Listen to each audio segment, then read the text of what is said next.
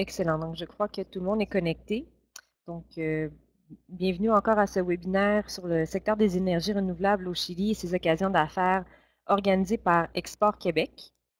Mon nom est Julie Fortin-Morin, conseillère en affaires internationales et responsable du secteur de l'énergie à la direction des marchés de l'Amérique latine et des Antilles chez Export Québec. J'aurai le plaisir aujourd'hui d'animer ce webinaire en compagnie du Dr Dario Morales de l'Association chilienne des énergies renouvelables, ACERA. Nous espérons que les informations qui vous seront transmises aujourd'hui vous seront utiles dans le cadre du développement de vos activités d'exportation au Chili. Donc, notre expert invité d'aujourd'hui est directeur des études à l'ACERA, une association qui regroupe plus de 120 compagnies de l'industrie des énergies renouvelables au Chili. M. Morales a gradué comme ingénieur civil en électricité à l'Université de Concepción. Il a fait sa maîtrise en management et entrepreneuriat technologique à l'Université Adolfo Ibáñez, ainsi que son doctorat en génie électrique à l'Université Paris 11. Dario compte plus de 15 ans d'expérience dans le secteur de l'énergie, autant dans le secteur public que privé. Il a notamment travaillé pour Distribuidora Sociedad Austral de Electricidad et Acciona Energía Chile, où il a participé à l'analyse de divers modèles commerciaux et à la gestion de grands projets d'investissement, en particulier dans le domaine des énergies renouvelables. Il a travaillé à l'Agence chilienne pour l'innovation, Innova Chile, et à la Corporation de développement de la production, Corfo. Depuis juin 2017, Dario occupe le poste de directeur des études à l'Association chilienne des énergies renouvelables, ACERA. Dario, merci beaucoup d'être parmi nous aujourd'hui. C'est vraiment un plaisir de compter sur votre présence et surtout, merci d'animer ce webinaire en français. Merci à toi, Julie, pour l'invitation. Donc, le webinaire va se dérouler comme suit. Tout d'abord, une présentation des services d'Export Québec ainsi qu'un portrait économique global du Chili. Par la suite, notre expert invité prendra la parole pour vous donner une vue d'ensemble du secteur des énergies renouvelables au Chili. Il identifiera par la suite des occasions d'affaires potentielles pour vous, entreprises québécoises. Et par la suite, je vous présenterai les prochaines activités d'Export Québec au Chili, le temps que vous puissiez préparer vos questions. Donc, il va y avoir une période de questions à la fin. Et je vous inviterai donc à soumettre vos questions dans la partie clavardage qui se trouve en bas à gauche de votre écran. À noter que tous les micros des participants ont été coupés ainsi que les caméras. Donc, c'est la seule façon de communiquer avec nous. Également, simplement pour vous souligner que le webinaire est enregistré et sera disponible par la suite sur le site du ministère de l'Économie et de l'Innovation.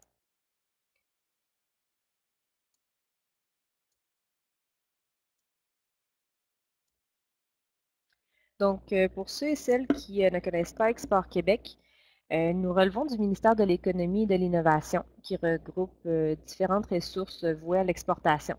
Donc, nous aidons les PME québécoises qui désirent exporter leurs produits et services à l'extérieur de la province. On va les aider donc à développer, consolider, diversifier leur marché hors Québec. Notre équipe est dotée de 40 spécialistes polyglottes qui sont situés soit à Montréal et à Québec et qui sont divisés en 4 directions. Donc, la direction de marché Amérique du Nord, marché de l'Amérique latine et Antilles, marché de l'Europe, de l'Afrique et du Moyen-Orient et marché de l'Asie-Pacifique et de l'Océanie. Donc, dépendamment des territoires, nos services vont différer. Nous allons offrir des suivis individuels pour ce qui est de la validation du potentiel d'exportation des produits et services. On peut également aider à repérer des clients, distributeurs et partenaires hors Québec. Nous pouvons également vous aider à la prise de rendez-vous si vous devez vous déplacer à l'étranger. Et également, nous offrons des activités de groupe, telles des missions commerciales, des accueils d'acheteurs étrangers, des séances d'information, des webinaires, des activités de réseautage et des visites industrielles. Vous trouverez en bas de cette diapositive le site web d'Export Québec pour connaître toutes nos activités. Évidemment, il y a pas seulement les spécialistes ici au Québec, mais également des experts à l'étranger qui nous apportent une aide très précieuse. Donc, on a plusieurs bureaux à l'étranger, euh, surtout sur tous les continents. Donc, ça nous permet d'avoir des contacts privilégiés qui peuvent vous aider dans votre développement de marché à l'étranger. Donc, pour ce qui est du portrait économique du Chili, simplement pour vous donner quelques informations. Tout d'abord, il est important de se rappeler que le Chili s'étend sur plus de 4000 km de long. Donc, le pays a vraiment une géographie particulière qui lui permet d'avoir au nord un climat chaud, aride et désertique, caractérisé par de fortes radiations solaires, notamment dans le désert d'Atacama. Au centre, le Chili est caractérisé par un climat plutôt méditerranéen et au sud par un climat plutôt humide et froid où on retrouve notamment la région des lacs et donc plusieurs centrales hydroélectriques. La population du Chili est estimée à environ 18,4 millions d'habitants, qui se concentrent majoritairement dans la capitale Santiago. Le PIB du Chili s'élevait à 227 milliards de dollars américains en 2018, avec un taux de croissance réel de 1,5 Le taux d'inflation est relativement bas, atteignant 2,2 et le taux de chômage atteignant 6,6 Le Chili est le troisième partenaire commercial du Québec en Amérique latine. Donc voilà, c'était simplement pour vous donner un portrait économique général du Chili. Donc, nous allons poursuivre avec la partie de Dario qui va vraiment se focaliser sur le secteur des énergies renouvelables au Chili. Donc, je vous rappelle que ce webinaire est enregistré et il sera diffusé sur le site du ministère de l'Économie et de l'Innovation et qu'à la suite donc de la partie de Dario, nous allons passer à une période de questions. Dario, je te laisse la parole. Bon, merci beaucoup, Julie. Bonjour à toutes et à tous. Je voudrais spécialement remercier Export Québec pour m'avoir donné la possibilité de partager avec vous l'expérience du Chili en matière d'énergie renouvelable. Donc, la présentation d'aujourd'hui a pour but de vous expliquer très rapidement quelle est la structure, le cadre institutionnel du secteur énergie. Et après, on va discuter un petit peu sur quelles sont les occasions d'affaires, les opportunités pour faire du business au Chili en matière énergétique. Premièrement, je voudrais vous présenter ACERA. ACERA, c'est l'Association chilienne d'énergie renouvelable et de stockage d'énergie.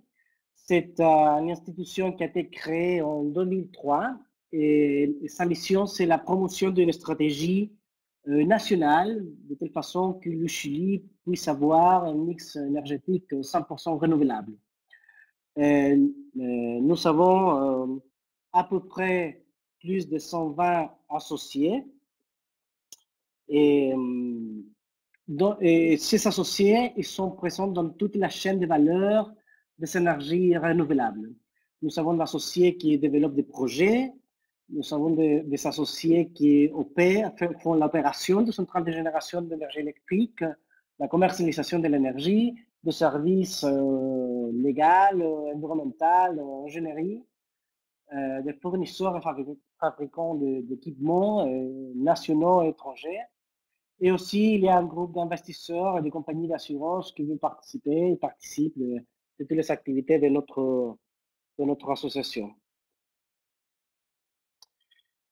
Une chose que c'est important de dire, c'est que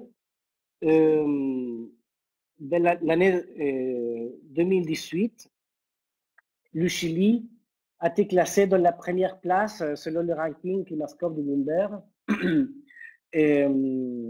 qui fait une classification du pays en développement le plus attirant pour l'investissement en énergie renouvelable. Normalement, le Chili est placé entre les 10 premières places, mais l'année dernière était classée avec de la première classe fondamentalement parce que le ranking a reconnu la stratégie et la politique publique énergétique du gouvernement de long terme. Et une des choses les plus importantes, et c'est une des choses qu'on va parler après dans ce webinaire, c'est l'accord que le gouvernement est en train de négocier avec les opérateurs de centrales thermoélectriques, principalement des centrales à charbon, pour organiser un plan de fermeture programmé d'ici à 2030-2035. En parlant de cadre institutionnel du secteur électrique, il faut dire que le secteur électrique chilien a été le premier secteur électrique qui a été privatisé au monde. Cette privatisation a eu lieu en 1982. Et donc, depuis là, toutes les activités de génération, de transport et de distribution d'énergie électrique est réalisées par des entreprises privées. Il n'y a aucune entreprise de l'État qui participe de ce marché. De toute façon, comme l'électricité, c'est un bien public, il y a une très forte régulation de marché. Et le marché est divisé en trois segments, trois parties. La partie de génération, de laquelle on va parler après, c'est complètement libéralisé. Et il n'y a aucune restriction pour y participer. Après, le segment de transmission, où il participe, c'est un monopole naturel, donc l'investissement est très régulé par l'État. Et quelque chose pareil dans le segment de distribution. Il y a la loi interdit une participation majoritaire des entreprises entre les différents segments. Ça veut dire qu'une entreprise de génération ne peut pas avoir une participation importante dans une entreprise de transmission et dans une entreprise de distribution, de telle façon de ne pas avoir une intégration verticale et que les entreprises ne puissent exercer un pouvoir de marché différent à celle qu'ils peuvent avoir par la concurrence. Côté énergétique, la régulation électrique définit que c'est le ministère de l'Énergie qui a été créé en 2010, le responsable de faire, de construire une politique énergétique de court et long terme. Et il y a deux agences qui dépendent du ministère de l'Énergie. Une, c'est la Commission nationale d'énergie, dont le rôle c'est d'établir, de définir plus précisément la régulation qui va appliquer à chacun des segments de marché. Et il y a aussi l'agence de surveillance de l'électricité et des combustibles, que le rôle c'est de surveiller que les entreprises privées respectent la loi. Il y a aussi deux autres institutions qui sont très importantes. Une, c'est le panel d'experts. Ces panels, c'est une espèce de tribunal formé par des personnes très réputées, très reconnues dans le secteur électrique. Et donc, si une entreprise n'est pas d'accord avec une décision du ministère ou de la Commission nationale d'énergie, peut porter plainte au panel d'experts, et c'est le panel qui finalement va décider qui a raison dans des différentes controverses. Et il y a aussi l'opérateur du système électrique. Le cas de Chili, c'est un peu spécial par rapport à d'autres pays. L'opérateur du système électrique, c'est le responsable pas seulement de l'opération physique, mais c'est aussi responsable de les transférences économiques entre les entreprises et les compagnies qui participent au marché de l'électricité. Plus tard, on va parler en détail quels sont les rôles et les fonctions du opérateur du système, qui en espagnol s'appelle le coordinador électrico national. Et côté économique et côté environnemental, il y a d'autres institutions qui ont une certaine influence dans le marché de l'énergie électrique, Côté économique, c'est le tribunal pour la libre concurrence qui est permanentement exerce une espèce de surveillance de telle façon que les entreprises respectent la loi de la libre concurrence. Donc ça, c'est très important. Et puis aussi la régulation environnementale. C'est le ministère de l'Environnement qui était aussi créé en 2010 à deux agences qui interviennent directement dans le développement des projets d'énergie. Une, c'est le service d'évaluation environnementale, qui est le responsable de faire une évaluation environnementale des projets et approuver ou rejeter la réalisation d'un projet en regardant les impacts que les projets peuvent avoir sur l'environnement et sur les communautés. Il y a aussi l'agence de surveillance environnementale. Leur but, c'est de surveiller, de vérifier que toutes les entreprises et les activités privées respectent la loi de protection à l'environnement. En parlant du marché de la production d'énergie électrique, le marché de génération, je répète que c'est un marché entièrement privé et c'est ouvert à la concurrence. Il n'y a aucune limite pour n'importe quelle entreprise d'y participer. Donc, ça, c'est, je pense, c'est quelque chose qui a permis les 5-10 dernières années de réduire les prix de l'énergie au Chili. Les développeurs sont libres de choisir leur technologie, l'emplacement de leur projet. Et le marché chilien est très libéralisé, donc il n'existe pas de subventions publiques. Le gouvernement a fait une définition de neutralité technologique, donc il n'y a pas de subventions pour les énergies renouvelables ou pour d'autres types de technologies. Formellement, le marché de l'énergie électrique se base sur la minimisation du coût d'opération du système. Et donc, c'est le coordinateur électrico national qui est responsable de dispatcher ou de donner l'instruction d'opération aux centrales électriques de telle façon que pour toutes les heures d'une journée, de la semaine, du mois, de l'année, le système opère avec le minimum coût possible. Et donc, dans ce schéma, c'est absolument nécessaire de créer une espèce de balance entre le contrat privé que les entreprises de génération peuvent signer avec des clients, des grands clients, et les injections d'énergie effectives au réseau électrique, au système. Et donc, cette balance, ça fait à travers ce qu'on appelle le marché spot. Hein. Donc, une entreprise de génération peut avoir une stratégie commerciale de telle façon de vendre 100% de son énergie au marché spot ou 100% de son énergie au client, un client libre, un grand client, ou avoir un mix entre le marché spot et la vente d'énergie à un client.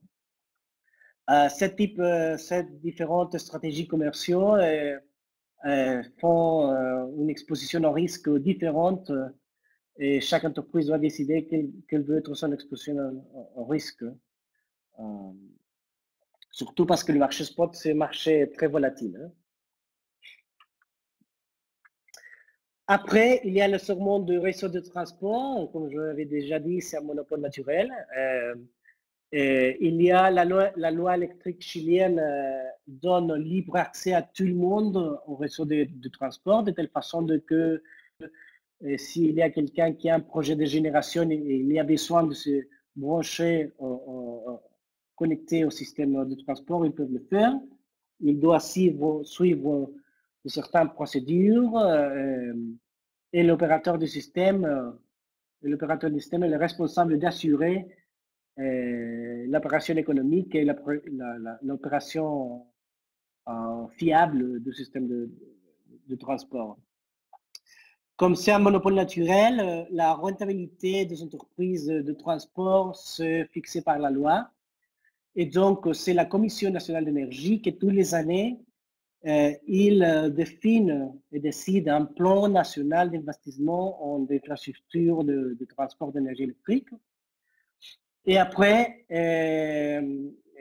ils font ça en regardant les projections de la demande d'énergie, en regardant la projection d'installation de centrales de génération. Et ils décident quel doit être l'investissement en infrastructure de transport, de telle façon de pouvoir servir aux clients qui ont besoin de l'énergie comme ceux qui veulent fournir de l'énergie électrique au système. Et après, c'est le coordinateur électrico national qui, tous les années, lance les appels d'offres pour la construction de lignes de transmission. Et l'entreprise de transmission a une rentabilité fixée à 10%, qui est payée annualisée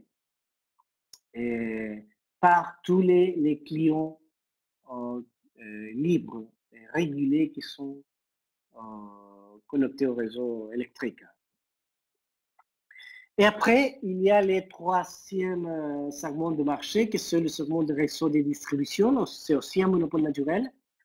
Les entreprises de distribution aussi doivent assurer que n'importe quelle personne, entreprise ou entité qui veut se connecter dans un réseau, il va pouvoir le faire. Donc, il doit prendre toutes les considérations, il doit faire tous les investissements qui soient nécessaires pour permettre la connexion de ses clients à ces réseaux. Et ici, ça fonctionne d'une façon légèrement différente que la tarification de la transmission. Dans ce cas, le pays est divisé dans ce qu'on appelle des zones de concession.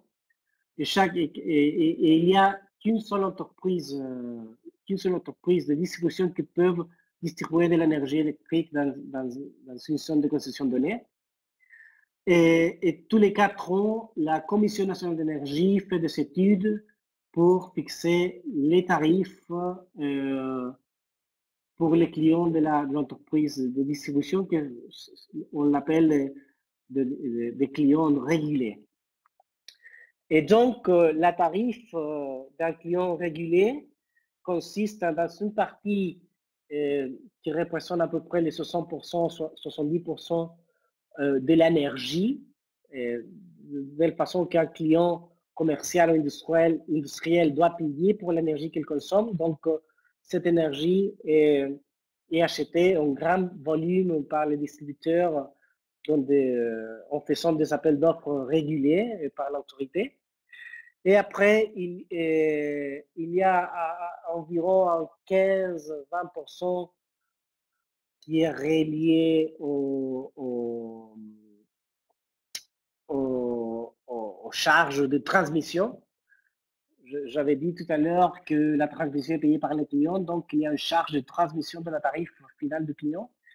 Et un autre 15% qui représente les coûts de la distribution. Donc c'est là que l'entreprise de distribution aura ses revenus pour financer ces activités, et ils ont aussi une rentabilité de 10%.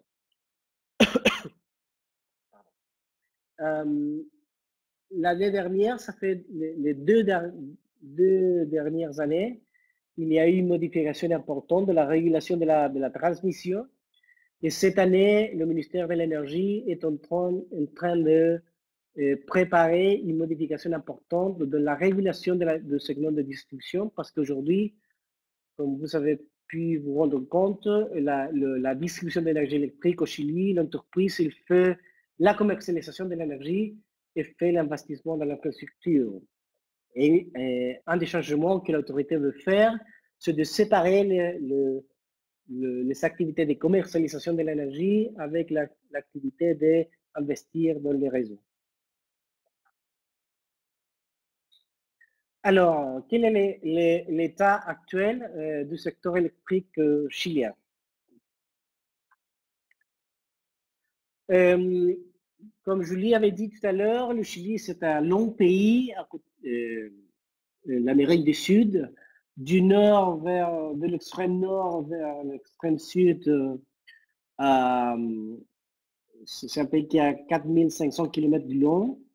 Il y a trois systèmes électriques. Le système central, le plus important qui est marqué là-bas, est cette diapositive en couleur verte.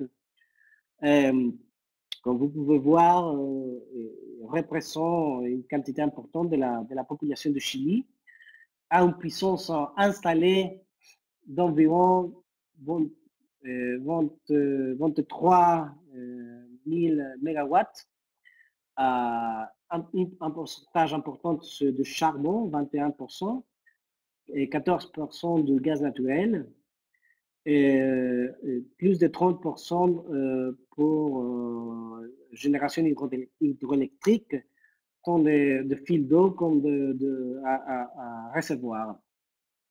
Il y a aussi une participation importante qui augmente toutes les années d'installations solaires qui représentent à peu près 10%, principalement des installations photovoltaïques. Et aussi, il y a un pourcentage important d'énergie éolienne qui représente environ 7% de la capacité installée. C'est très important pour bien connaître, bien comprendre qu'est-ce qui se passe aujourd'hui dans le secteur de l'énergie électrique au Chili et connaître un peu l'histoire et l'évolution du mix énergétique. Là, vous avez une charte de l'Agence internationale de l'énergie qui montre l'énergie électrique produite par chaque source, par chaque technologie, depuis 1971 jusqu'à 2015. Vous voyez que dans la dernière moitié du XXe siècle, 1970 jusqu'à, on dirait, 1995-2000, il y a clairement l'énergie hydroélectrique qui domine, appuyée par la production d'énergie thermoélectrique à charbon et à gaz naturel. Et donc, le système électrique au Chili a été dominé par ces trois technologies. À la fin des années 90, au début des années 2000, le gouvernement chilien a signé un accord, et là, vous pouvez voir ce fait de cet accord en couleur vert clair, bleu clair, et que c'est la présence du gaz naturel. Et ils ont signé un accord avec l'Argentine de telle façon de ramener du gaz naturel pas du tout cher de l'autre côté des cordillères des Andes. Et pendant plusieurs années, nous avons reçu une quantité importante de gaz à prix très très bas et ça modifiait substantiellement la composition de la puissance installée et le gaz naturel commence à prendre une place très très importante. Et le problème, c'est qu'en 2007, vous voyez là que la couleur vert clair diminue considérablement sa participation. Et ça, c'est le fait que le gouvernement argentin décide d'arrêter les envois de gaz au Chili parce qu'ils avaient des problèmes pour fournir du gaz à leur population. Donc, ils ont décidé d'arrêter les envois de gaz au Chili. Et le Chili a vécu une situation très, très difficile parce qu'il avait il a eu une transformation importante de notre mix énergétique vers le gaz naturel. Donc, on a dû remplacer très rapidement les centrales de génération de gaz naturel par des centrales de génération ou de production à diesel.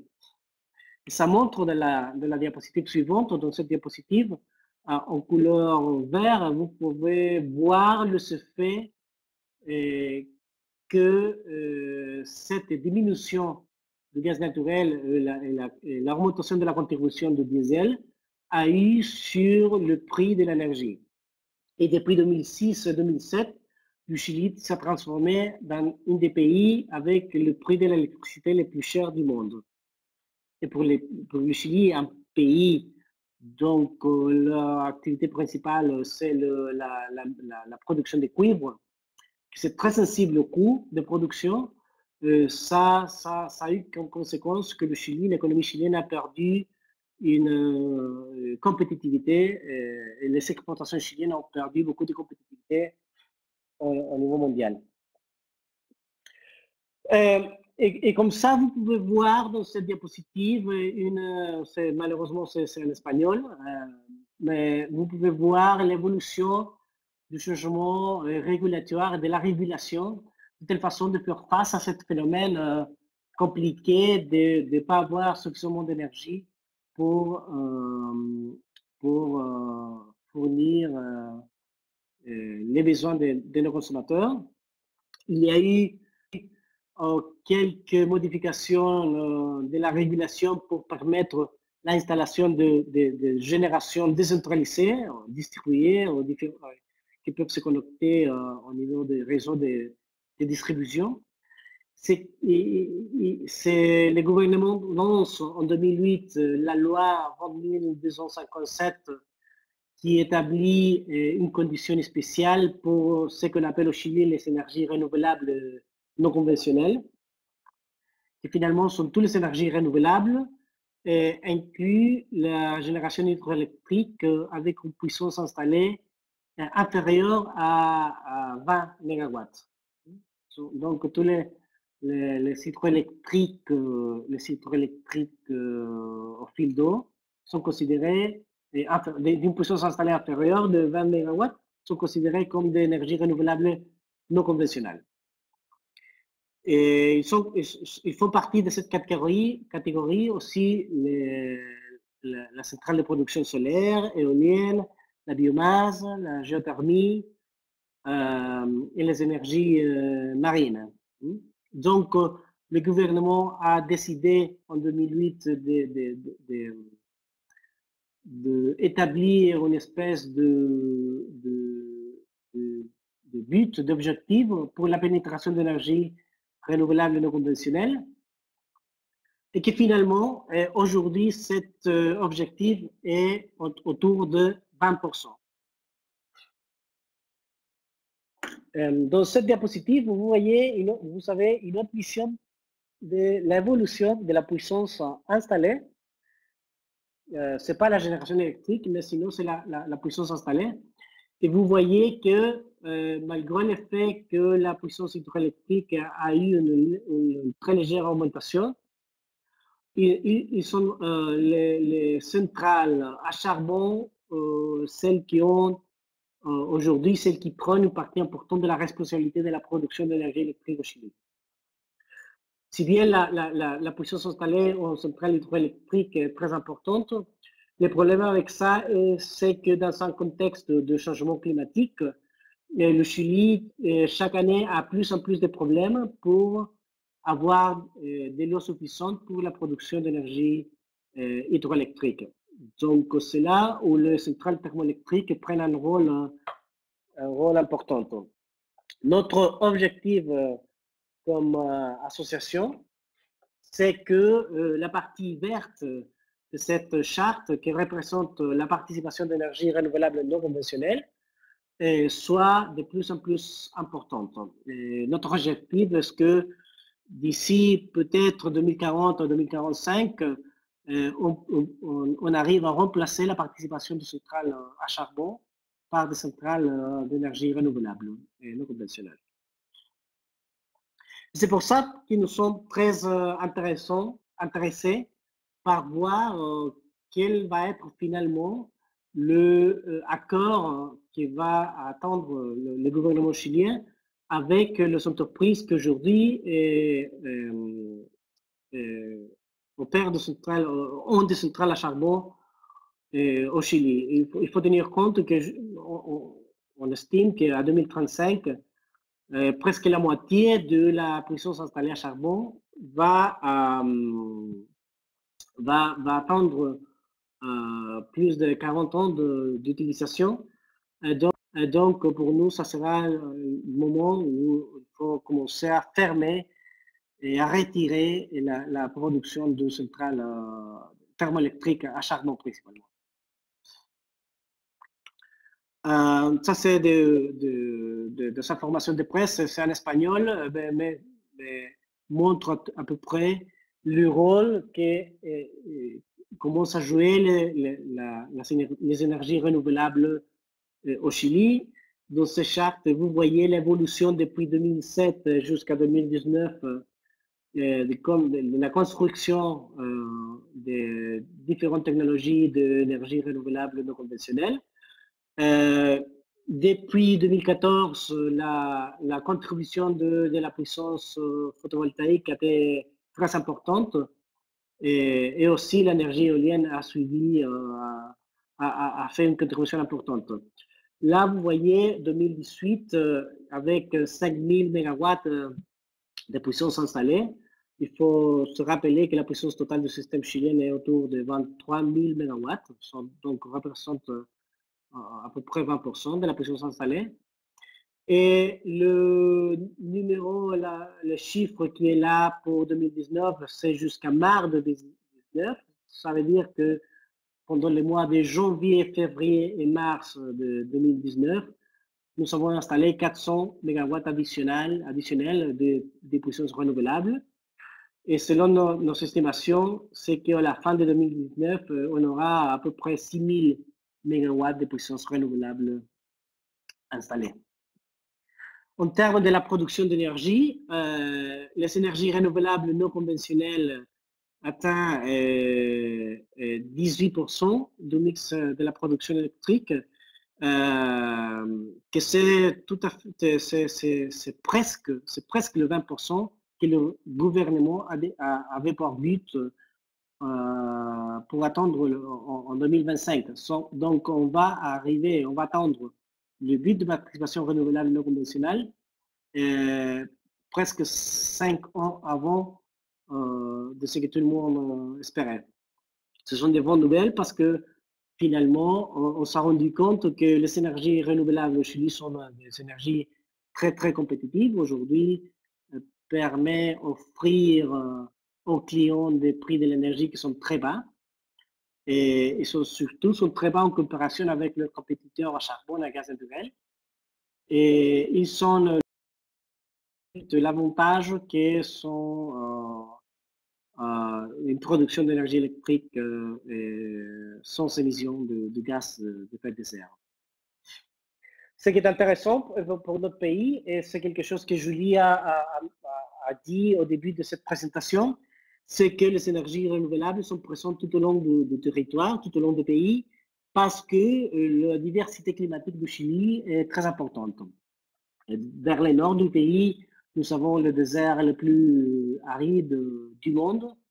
Et les mêmes conditions qui font du désert d'Atacama un grand emplacement pour les observatoires astronomiques et transforment le désert d'Atacama pour un grand emplacement pour des projets d'énergie solaire photovoltaïque et d'énergie de concentration solaire de puissance.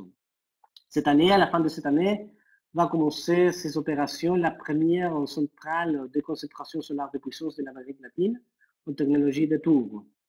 Donc, ça, c'est quelque chose de très important pour nous parce que ça montre que pour arriver à avoir 100% de production électrique renouvelable, c'est nécessaire d'aller au-delà de la production photovoltaïque et de l'énergie éolienne. C'est aussi nécessaire d'avoir de l'énergie renouvelable les 24 heures d'une journée.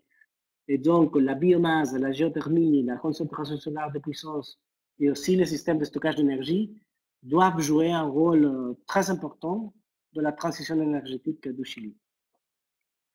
Et dans cette diapositive, et pour aller un peu plus vite, pour avoir du temps pour les questions, on peut voir différents scénarios de pénétration des différentes énergies renouvelables. Et on voit dans tous les cas que l'énergie solaire et l'énergie photovoltaïque et l'énergie éolienne vont jouer un rôle très important. quelle est une tendance de l'industrie électrique au Chili, mais je pense que c'est pas seulement au Chili, c'est quelque chose qui est présent dans tous les marchés d'énergie du monde. C'est que traditionnellement, la production d'énergie électrique, c'était fait à partir des grands centrales de production et transmises jusqu'aux clients. Et aujourd'hui, grâce à la modularité des moyens de production renouvelables, on peut avoir aussi, les clients peuvent jouer un rôle très important dans la production de leur propre énergie. Et donc, la production d'énergie décentralisée va commencer au Chili, jouer un rôle très important. Et ça, on peut en profiter de l'évolution et de la digitalisation de l'industrie. Et le Chili a une infrastructure digitale très importante et je pense que c'est le moment de notre pays d'avancer vers pas seulement un réseau plus intelligent, mais aussi dans des villes qui soient plus intelligentes, qui nous permettent de profiter de tous les avantages de l'intelligence artificielle et de l'infrastructure digitale que le pays commence à installer pour mettre cette infrastructure au service du marché électrique. Une partie aussi des modifications que le ministère de l'Énergie veut faire au segment de la distribution est reliée à accélérer la transformation digitale de l'industrie électrique. Et là, je sais que le Canada a beaucoup d'expérience dans ce domaine-là. Un système important, quelque chose d'important, c'est tout ce qui est relié avec le stockage d'énergie. Et quand on parle de stockage, on parle de stockage à grande échelle, à moyenne échelle et à petite échelle. Et aussi tous les avantages qu'on peut attirer de l'opération, de la massification des véhicules électriques. Aujourd'hui, le Chili commence à développer sa régulation pour permettre une taux plus haute de pénétration de l'électromobilité. Et nous, comme association, nous sommes très vigilants que l'électromobilité peut trouver un développement cohérent avec le développement des réseaux de distribution et avec le développement aussi des technologies de stockage d'énergie. En parlant plus précisément de production décentralisée, on a au Chili deux cadres institutionnels de régulation que c'est intéressant que vous puissiez connaître. Une, c'est ce qu'on appelle le net billing, c'est la production résidentielle qui est pour des clients des puissances installées inférieures à 300 kW. Et là, ça permet aux clients réguliers et installer ce système de génération, leur propre système de production d'énergie électrique, de telle façon de satisfaire ses propres nécessités. Et s'il y a d'excédence d'énergie, cette énergie peut être injectée au réseau de distribution. Et une régulation spéciale pour les projets pour les petits et moyens centrales de production décentralisées, qui sont des centrales qui peuvent se connecter directement au réseau de distribution. La différence avec le net billing, que le net billing a une philosophie de fournir de l'énergie pour la propre consommation, mais les petites moyennes centrales de production, en espagnol on appelle PMGD, a pour but de participer du marché électrique en fournissant énergie directement au réseau de distribution. Et finalement, cette diapositive essaye de vous montrer quels sont les défis, quels sont les challenges que le secteur électrique chilien présente aujourd'hui. Le changement climatique, pour nous, c'est quelque chose de très important. Le Chili, si bien les émissions nettes de gaz à effet de serre du Chili représentent moins de 1% des émissions globales. Nous sommes un des pays les plus affectés par les effets du changement climatique. Notre production hydroélectrique est très sensible. L'agriculture, qui est une activité économique très importante pour le Chili, est très sensible au changement climatique. Et donc, pour le secteur énergie, qui est responsable de plus de 35% des émissions totales du pays, c'est très important que le secteur énergétique chilien prenne conscience de l'impact que ces activités a sur le climat. Une deuxième tendance serait liée, on a déjà parlé avec ça, avec la digitalisation de l'industrie et aussi l'importance plus crescente qui ont de plus en plus toutes les communautés. Aujourd'hui, c'est pas possible de penser le développement de n'importe quel projet d'énergie ou d'infrastructure électrique sans une participation active des communautés qui sont près de placement du projet. Et, bref, les opportunités, je dirais, pour le Chili, ils sont dans tous les domaines de l'énergie électrique, le solaire, l'éolien, le géothermal, hydroélectrique de petite échelle, biogaz, véhicules électriques, stockage d'énergie. En fait, je dirais que c'est un marché très compétitif, très intéressant et que c'est un marché très important pour commencer et pour faire d'affaires en Amérique du Sud. Et c'est un très bon premier pas pour, depuis le Chili, commencer à profiter des occasions d'affaires dans d'autres pays de l'Amérique du Sud et de l'Amérique latine. Et bon, ça c'est ce que je voulais vous raconter. Et maintenant, Julie, je te passe la parole pour voir si les gens qui participent à des questions sur cette présentation. Excellent. Merci beaucoup, Dario, pour ces informations. Je crois que tous les participants seront d'accord avec moi pour dire que vous nous avez permis d'avoir une meilleure compréhension du secteur de l'énergie au Chili et surtout de l'importance des énergies renouvelables pour votre pays. Donc, avant de passer à la période de questions, j'aimerais simplement vous informer qu'Export Québec organisera 2 activités à l'automne au Chili. Donc, la première, une mission commerciale dans le secteur de l'énergie qui aura lieu du 25 au 29 novembre. Cette mission va vous permettre d'avoir un agenda personnalisé de rencontres d'affaires selon vos intérêts et également la possibilité de visiter la foire Expo Énergie renouvelable non conventionnelle organisée par Acera. La deuxième activité est dans le cadre de la COP 25 qui aura lieu à Santiago cette année. Et donc, nous organisons une mission commerciale du 8 au 13 décembre. Cette mission vous permettra d'avoir un accès privilégié au site de la COP. Et c'est ma collègue Olivia Dion qui s'occupe de cette mission. Donc, si vous avez des questions, je vous ai mis le courriel d'Olivia en bas à gauche de la diapositive. Donc, comme j'expliquais en début de présentation, vous avez la section clavardage en bas à gauche de votre écran. Donc, je vais vous laisser quelques secondes pour écrire vos questions si vous en avez.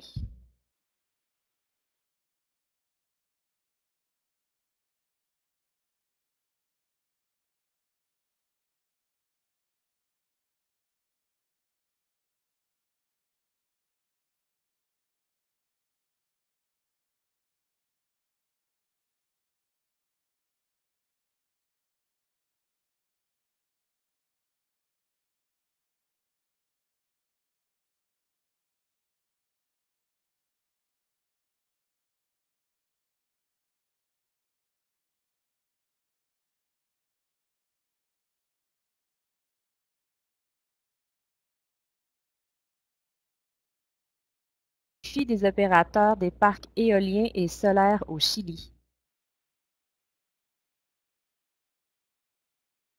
Ah, très, très bonne question. D'accord. Premièrement, je voudrais commencer par dire quelque chose que je mentionnais à la fin de la présentation, que c'est le rôle des communautés.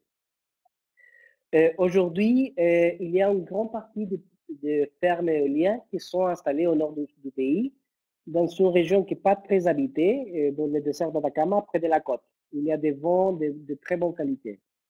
Et maintenant, il commence à s'installer des parcs éoliens plus au centre du pays, où les fermes commencent à concourir avec l'utilisation de territoires, de terrains agricoles. Okay? Donc, la présence et l'influence et la relation que les fermes éoliennes, les opérateurs de projets éoliens doivent avoir avec leur communauté qui est autour du projet, c'est super, super, super important. Okay? Parce que la communauté, formellement et informellement, ils ont le pouvoir d'arrêter ou pas un projet. Tant le mécanisme de participation défini par la loi à travers le système d'évaluation ambientale, ou simplement par des mobilisations et de manifestations publiques. Donc, je dirais qu'un premier défi, c'est vraiment relié avec le rôle, avec la communauté qui entoure le projet. Un deuxième défi est relié avec deux changements régulatoires qu'on est en train d'analyser au Chili, qui c'est relié avec la régulation du bruit. Ça veut dire quel est le bruit acceptable par un récepteur qui se trouve près du ferme éolien.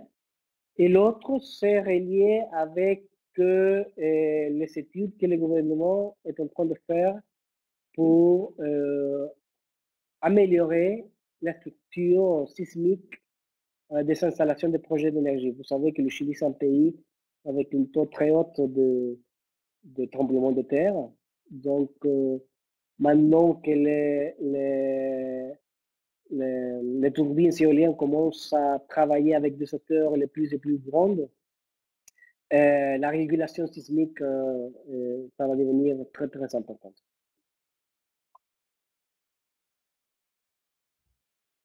Excellent, merci Dario. Donc, je pense aussi qu'on peut dire que la présence d'un partenaire local est très importante aussi. Il y a une question sur la biomasse que je pense que c'est important, que je ne l'ai pas mentionné. Ils disent qu'on ne voit pas de progression significative de la biomasse dans le mix énergétique chilien. Et ça, c'est une très bonne question parce que traditionnellement, la biomasse représente 4% à peu près de mix énergétique. Et le Chili, je dirais qu'il y a trois activités économiques les plus importantes pour nous. La production de cuivre, l'agriculture et l'activité forestière. Et la biomasse, aujourd'hui au Chili, la participation de la biomasse est toujours reliée aux activités des entreprises forestières. Je ne sais pas si le mot forestier est correct en français. Hein. Parfois, j'invente des mots. Hein. Oui, oui, c'est parfait. Et bon, donc, les entreprises qui produisent du papier, ils sont toute une logistique déjà mise en place pour ramasser la quantité de biomasse nécessaire pour le business, le cœur business, qui c'est la production de papier. Et donc, aujourd'hui, la production de biomasse est fondamentalement à partir de déchets de cette industrie qui est réutilisée pour la production d'énergie électrique. Au Chili, nous avons un challenge très important. Il y a quelque chose que je ne vais pas expliquer ici, que si bien la participation de la biomasse au mix électrique, c'est de 4%, la participation du bois dans le chauffage des maisons chiliennes représente plus de 20% de toute la consommation d'énergie du pays. C'est pour ça que nous voyons qu'au sud du Chili, il y a des villes qui sont très, très polluées parce que leur système de calefacción s'est basé sur brûler des bois que les gens ramassent des forêts. Et donc là, nous avons un défi, un challenge très, très important pour voir comment fournir avec de l'eau chaude et des calefactions à la population du sud du Chili, de telle façon qu'ils s'arrêtent d'utiliser le bois comme moyen de chauffage.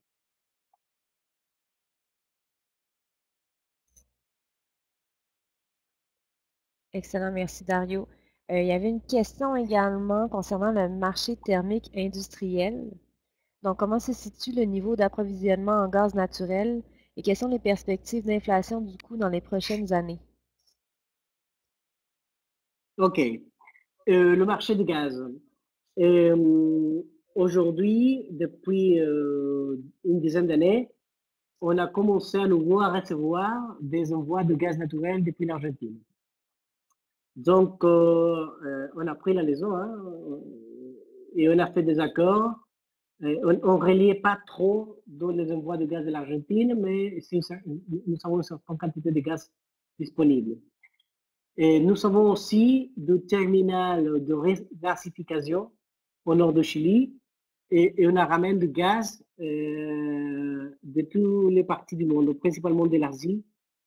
Et donc, ils arrivent en bateau et c'est regasifié dans ces terminaux qui sont pas loin de Santiago du Chili, qui c'est la capitale du pays.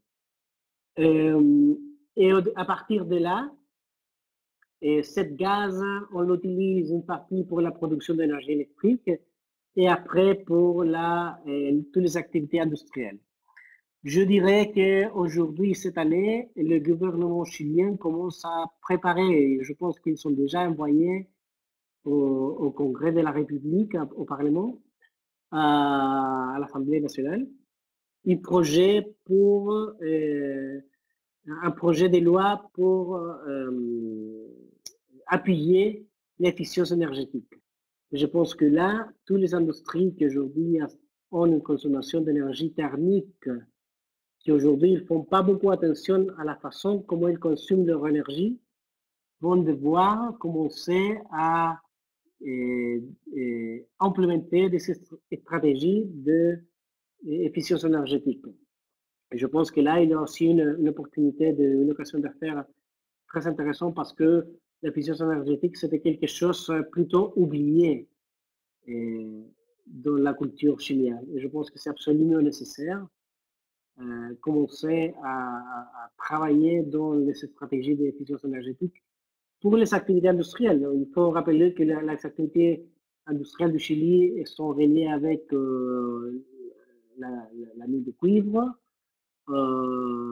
l'acier, les ciments et d'autres, et la production agricole aussi. Ils sont beaucoup d'activités industrielles.